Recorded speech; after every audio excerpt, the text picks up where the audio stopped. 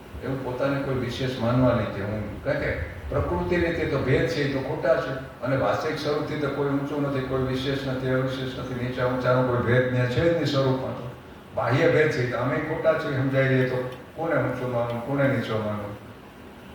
બાહ્ય શરીરને સત્તા અને સંપત્તિને બહાર દેખાવો એ છે તો એ તો વાસ્તવિકતામાં એક સાધક તરીકે અમે ભ્રાંતિ છે, બાહ્ય દેખાવો છે. ખટશત્રુને ભીતર મારવા, ખોટા નામ કરવા વિચાર.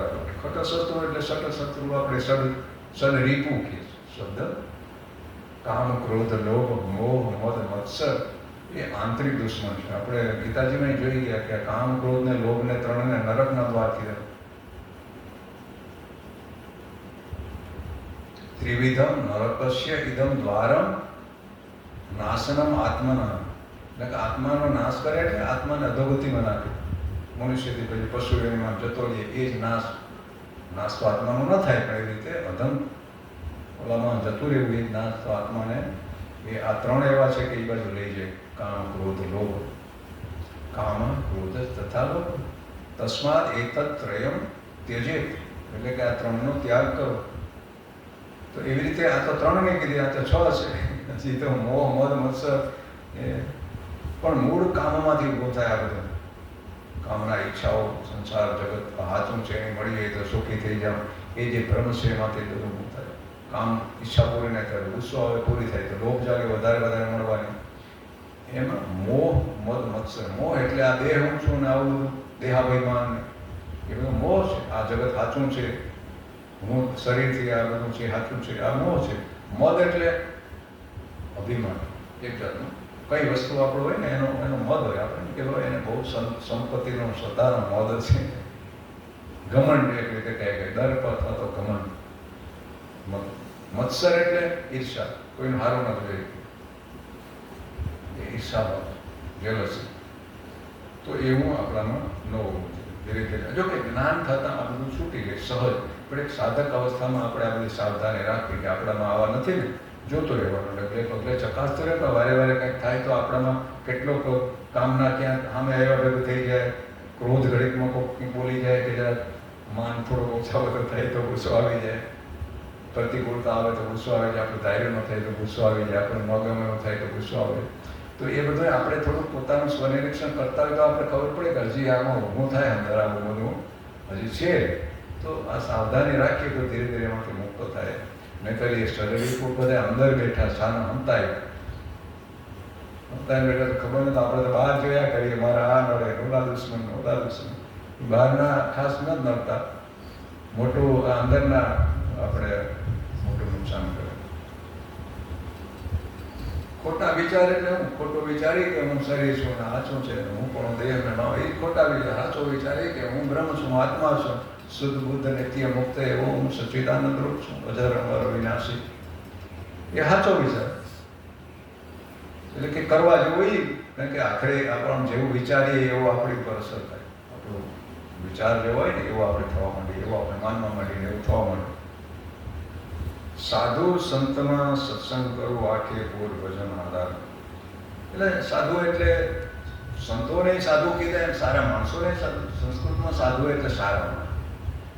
તો સારા માણસનો સંગ કરવો બને ત્યાં સુધી. એની યાર કોઈ દ્વેષ ન કરવો, પણ આપણે સંગ બને ત્યાં સુધી એવું ન રાખવું. કોઈ યાર દ્વેષભાવ ન કરવો. આપણે ખબર છે કે આ માણસ આવો છે તો એને ખરાબ છે ને આવું છે ને નિંદા ટીકામ ન પડવું, પણ આપણે ઓળખી લેવા છે કે આ અનુકૂળ આપણે નથી, આપણે રસ્તે આમ આવવાનું ચાલે. તો ધીરે ધીરે એની આને મર્યાદાથી આપો. બોલાય ચાલે પણ તો ઠીક છે આપણે, પણ એ વધારે પડતું ન રાખો. કારણ કે એ સંગથી ધીરે ધીરે એની અસર થવા માંડે. એટલે સાધુ સંતોમાં સત્સંગ કરવો.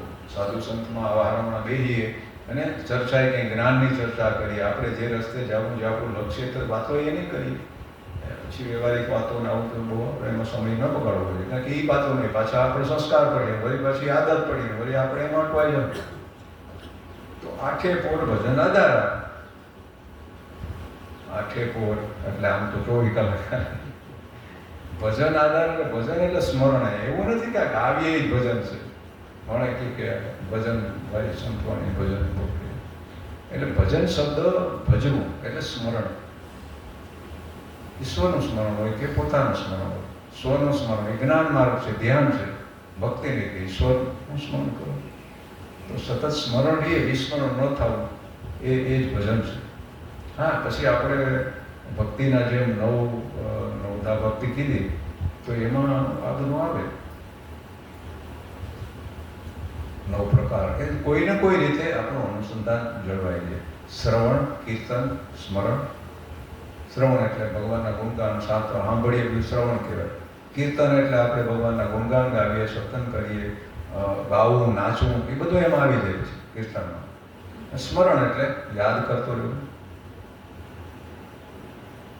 તો એ એમાં આવે. પછી પાદ સેવન, અર્ચન, વંદન, દાસ્ય ભાવ, સખ્ય ભાવ અને અંતે આત્મનિવેદન. તો એમાં જુદી રીતે કોઈને કોઈ રીતે મનને ટૂંકામાં પ્રવૃત્તિમાં રાખવો.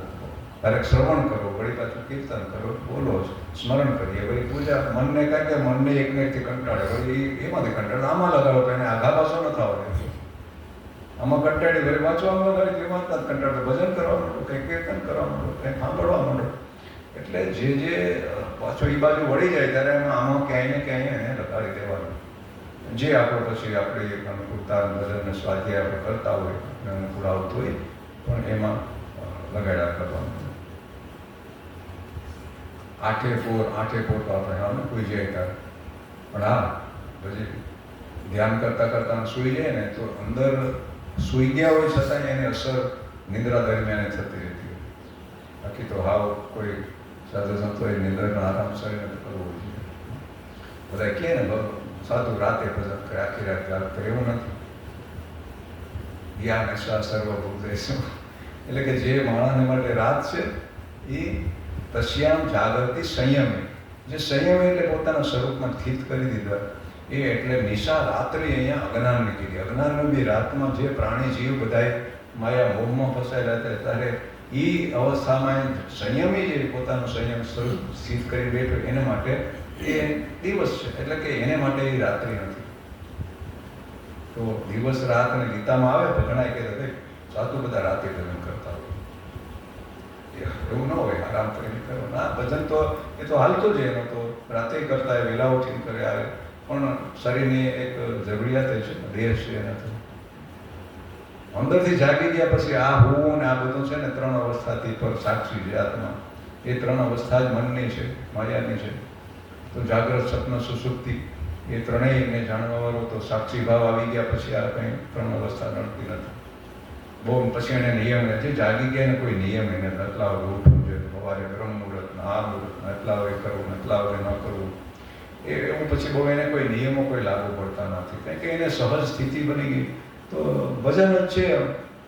ખાસ કંઈ એકવાર સ્વરૂપનું બોધ થઈ ગયું પછી વિસ્મરણ થતું જ નથી. એ કંઈ ભૂલાઈ જાય પછી હું યાદ રાખવો પડે. આપણે કોઈથી હું યાદ રાખીએ.